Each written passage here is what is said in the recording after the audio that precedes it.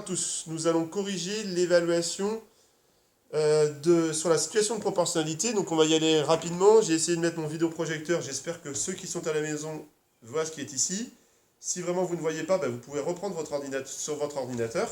Donc pour la première situation, c'était de savoir si la situation A, B, C et D était proportionnelle. On va les lire rapidement. Cet exercice est très rapide. Vous m'écoutez vous aussi. 1 mètre de ruban coûte 2,50 €.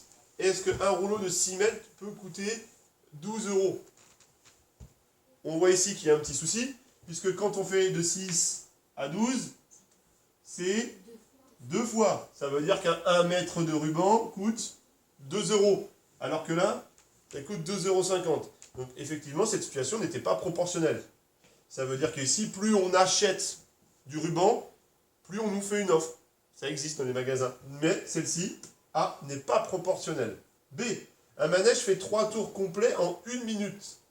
Et on nous dit qu'il parcourt 12 tours en 4 minutes. Est-ce que c'est proportionnel? Effectivement, 1 fois 3 égale 3. Donc 4 fois 3 égale 12 tours, c'est logique. Et en même temps, dans un manège, heureusement que ça ne va pas plus vite, plus on avance. Parfois, ça pourrait arriver, mais là, c'est juste un tour de manège. Donc celle-ci, oui, elle est proportionnelle. C. Il faut 75 centilitres de lait pour préparer 3 chocolats chauds et 250 centilitres de lait pour préparer 9 chocolats chauds. Là, ce qu'on aurait pu faire, c'est un tableau. J'espère que vous allez voir les copains là-bas, je vais essayer de me mettre le plus près.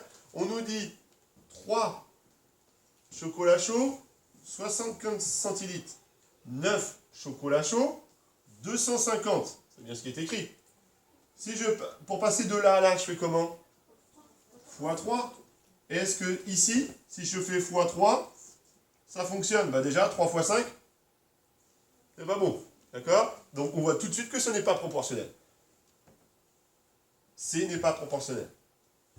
D. Le périmètre d'un carré est égal à 16 mètres. Si je triple les dimensions, le carré aura un périmètre de 48 mètres. Il y avait juste à vérifier. Est-ce que 16 fois 3, puisque le triple c'est fois 3, est-ce que ça fait bien 48? Oui, 16 fois 3, 48. Donc, la situation D était également proportionnelle. Dans l'ensemble, vous avez tous réussi cet exercice. Sauf certains qui se sont arrêtés parce qu'ils ne sont pas allés lire jusqu'au bout. Ils ont vu B, ils ont dit j'en ai trouvé une, c'est bon, c'est fini. Voilà. Donc cet exercice était assez simple. Je vais passer au suivant. Et c'était celui-ci qui était le plus complexe. Donc là, on va avoir besoin... Ah oui, il faut que je mette une petite réponse. Donc B et D, on a dit. Tac. Et je passe à mon tableau suivant. Donc là, je vais effacer ce que j'ai ici. Et là, je vais m'intéresser à ce tableau-là. Ce tableau que je vais peut-être grossir. Comment fais-je? Je suis désolé, vous me voyez de près. Voilà. Et on va le monter. Ce tableau, qui vous a largement tous embêté, vous comme vous à la maison, puisque d'habitude, les informations, elles sont tout de suite ici. Et là, ça vous a perturbé, n'est-ce pas? Et là, je vous ai dit A, B, C, D, E, et j'ai mis le F ici, qui était certes un petit peu petit, mais c'était le F. Comment, vous me rappelez comment on appelle cette chose qui passe d'une ligne à une autre? Je n'entends pas très bien. Le coefficient de proportionnalité. Je vous ai parlé du rapport, on a parlé des ensembles, mais on avait parlé de ce coefficient de proportionnalité. Et là, l'astuce, elle était là tout de suite.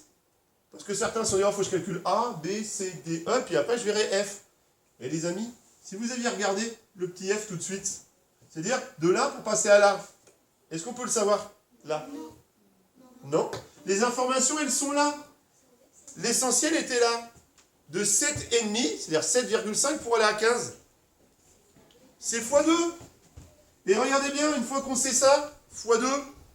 Si de là à là, c'est x2, comment je fais pour passer de là à là? C'est l'inverse, c'est divisé par 2. Et nous allons voir que notre tableau était facile. Alors, 2 pièges que je vous avais mis, c'est simplement de mettre l'information là au lieu de la mettre là. Puis il y avait la petite virgule. Je suis persuadé que si j'avais mis 7 et 14, il n'y aurait pas eu de problème. J'aurais tout de suite trouvé. Oui, 7 et 14 tout de suite. Ah, et 7 et 14, ça fait x2. Mais 7,5, je ne sais pas trop. Ben, pas pour tout le monde. Et regardez bien maintenant mon exercice. Ici, dans ce sens-là, c'est x2.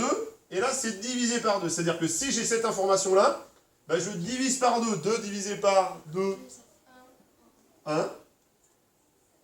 8 divisé par 2, 4. Ah, là, c'est dans le sens inverse. Donc 10 fois 2, 15 fois 2. Et là-bas, 25. Alors effectivement, il y en a qui ont été assez malins, qui m'ont fait d'autres choses. Par exemple, je sais que 20 plus 30, ça fait 50, donc 10 plus 15, ça fait 25. Encore fallait-il avoir trouvé ça. Mais faites attention. Regardez s'il y a un coefficient de proportionnalité. C'est plus facile au départ. Et c'est pour ça qu'il ne faut pas se faire piéger. Il faut bien regarder les informations. Si j'ai une information sur une ligne et sur la deuxième, c'est ça qu'il faut prendre en compte. Le reste, on ne pouvait pas du tout. C'était pas possible. D'accord? Parce que la seule solution possible, à la rigueur, c'était de passer pour passer de là à là. Bah oui, parce que là, c'est x2 aussi. Donc là, on fait x2. D'accord? Là, c'était complet. Mais cet exercice, pour moi, il était... Il me paraissait simple. Et en fait, je me suis rendu compte que le vrai piège que je vous ai mis, c'est d'avoir décalé. Et aussi d'avoir mis cette petite virgule. C'est pas grave, puisque dans l'ensemble, vous avez assez bien compris la proportionnalité. Après, je vous avais mis d'autres exercices, et on va les compléter, sans forcément... Alors, le suivant, il y avait un petit tableau. On y va. J'efface encore mes données. Ici. Ah, faut que je remonte quand même. L'exercice numéro 3. Je réduis un peu la taille.